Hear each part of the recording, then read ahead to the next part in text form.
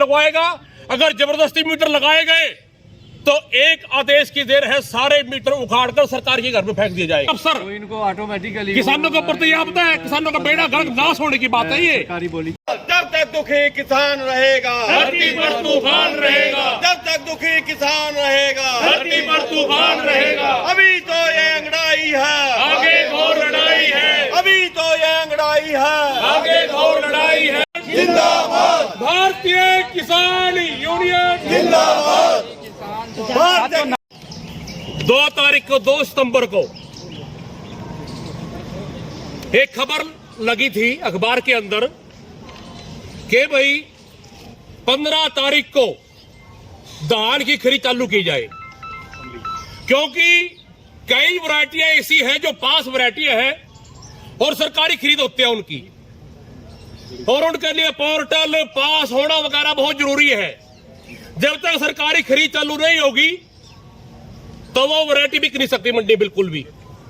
हालांकि चाहे खरीदने वाला कोई प्राइवेट भी हो, उसके लिए पास कटना बहुत जरूरी है। पास जब कटेगा जब सरकारी खरीद चालू होगी।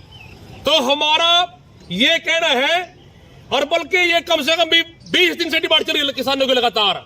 हर एक संगठन सबकी यही किसानों की डिमांड है कि जो जीरी की खरीद हमारी 15 सितंबर से चालू होनी चाहिए, लेकिन सरकार की तरफ से कोई जवाब नहीं आया बिल्कुल भी अब तक। और दूसरी बात, मुख्यमंत्री ने एक घोषणा की थी कि जो भी किसान अपने खेत में पराली के बंडल बनवाएगा, आग ना लगाने की बजाय पराली के बंडल बनवाएगा, उस किसान को प्रोत्साहन के रूप में 1000 रुपए एकड़ दिया जाएगा। हालांकि राशि कुछ नहीं है, लेकिन इससे यह है कि किसान आग लगाने से कुछ पीछे हटेंगे, हौसला होगा किसानों का। लेकिन आज तक उसके बारे में कोई भी औपचारिक बयान नहीं आया दोबारा। पिछले साल के पैसे नहीं, ये पिछले साल के पैसे नहीं दिए गए, बल्कि पिछले साल की घोषणा की हुई है ये। और तीसरी बात, जो इनका पोर्टल है, हालांकि पोर्टल लगातार 12 महीने खुला रहना चाहिए, लेकिन पता नहीं इनकी आदत क्यों खराब है, उसको बंद कर देते हैं। जबकि बहुत किसान आज भी पोर्टल के बगैर हैं, उनका पोर्टल नहीं हुआ। रजिस्टर करवाने के लिए पोर्टल का खुलना बहुत जरूरी है। इन्होंने 15 अगस्त से पोर्टल को बंद कर दिया है। वो पोर्टल दोबारा खुलना चाहिए और खुला रहना चाहिए लगातार। किसका नाम ज्ञापन देंगे आज? आज मुख्यमंत्री का नाम, हरियाणा सरकार के नाम डीसी साहब को ज्ञापन दिया जाएगा। खेतों में रेत का मामला भी है जो हाँ, बिल्कुल बिल्कुल बिल्कुल। और जो दूसरी बात, जो इन्होंने चावल के ऊपर 20% टैक्स लगाया है, वो बिल्कुल गलत है, बिल्कुल नाजायज है। सभी जानते हैं कि इस साल फसल खराब है, फसल की कमी है, दिक्कत है, और प्राइवेट खरीदार अच्छे हैं मार्केट के अंदर, किसानों को रेट भी ठीक मिल रहे हैं, लेकिन ये इस बात को बर्दाश्त नहीं कर पा रहे। उसी को बंद करने के लिए, उसी खरीदारी को कम करने के लिए 20% चावल पर टैक्स लगा दिया गया, जो कि बहुत बिल्कुल नाजायज है, नहीं लगाना चाहिए था।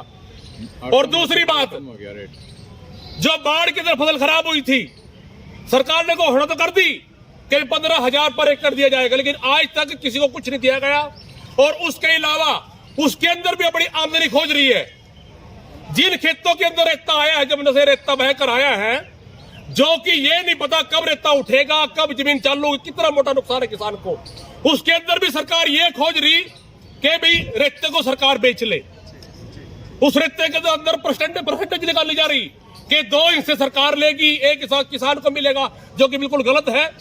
क्योंकि सभी जानते हैं रेता उठाने में कितना टाइम लगेगा, रेता उठाने के बाद वो जमीन कब चालू होगी कुछ नहीं पता बिल्कुल भी। किसान का बहुत मोटा लॉस है। उसका सारा रेते की जो रेत बह कर आया है, उसकी पूरे रेते की परमिशन किसान को मिलनी चाहिए, और जो फसल खराब हुई मुआवजा किसानों को मिलना चाहिए। क्या लगता है सरकार कहीं ना कहीं जो किसानों के साथ है वो अनदेखी करते हुए नजर आ रही है? बिल्कुल अनदेखी है, अपनी मनमर्जी करते हुए नजर आ रही है। इग्नोर है किसान, बिल्कुल इग्नोर कर रखे ना सरकार ने। आज कहाँ पे ज्ञापन सौंपा जा रहा है?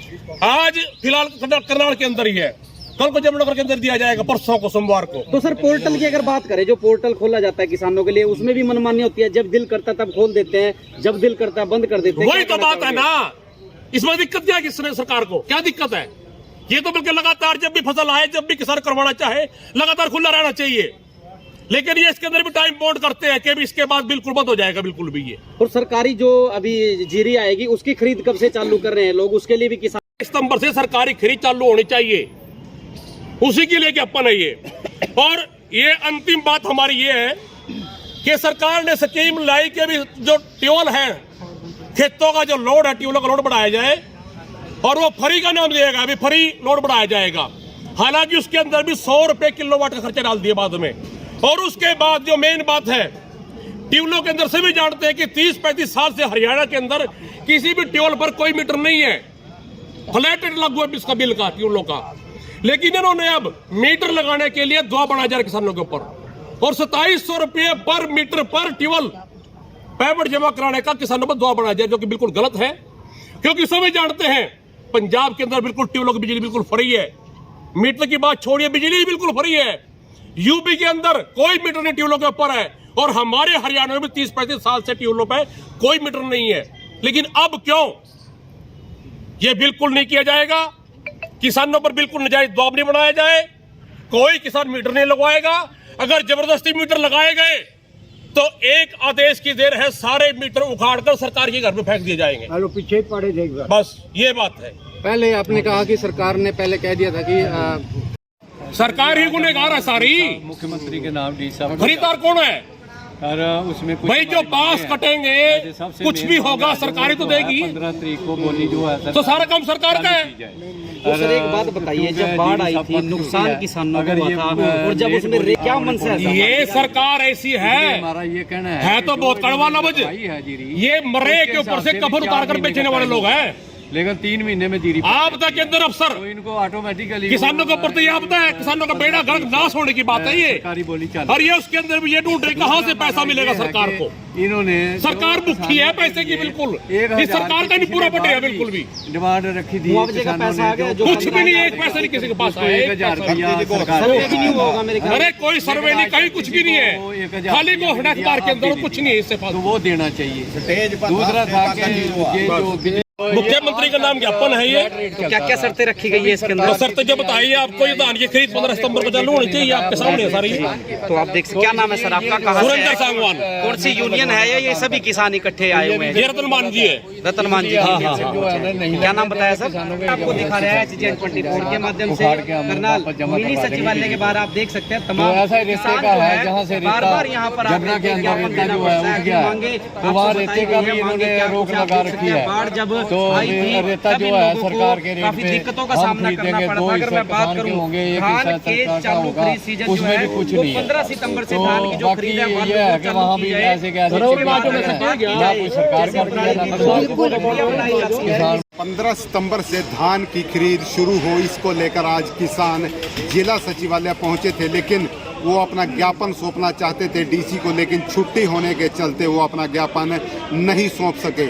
आपको बता दें कि सरकार को भी एक ज्ञापन के माध्यम से मांग की गई थी किसानों के द्वारा कि कई अन्य वैरायटियां जो धान की हैं वो जल्दी पककर तैयार हो जाती हैं, जिनको बेचने में काफ़ी समस्याओं का सामना करना पड़ता है। इसलिए धान की जो सरकारी खरीद है वो 15 सितंबर से ही शुरू हो, इसको लेकर आज काफ़ी संख्या में जो किसान हैं वो यहाँ पहुँचे थे, लेकिन वो ज्ञापन नहीं दे पाए। आप सभी साथियों से गुजारिश है इस खबर को आप ज़्यादा से ज़्यादा शेयर करते रहें। मैं हूँ पुष्पाल राणा, नमस्ते भारत न्यूज़ के लिए करनाल।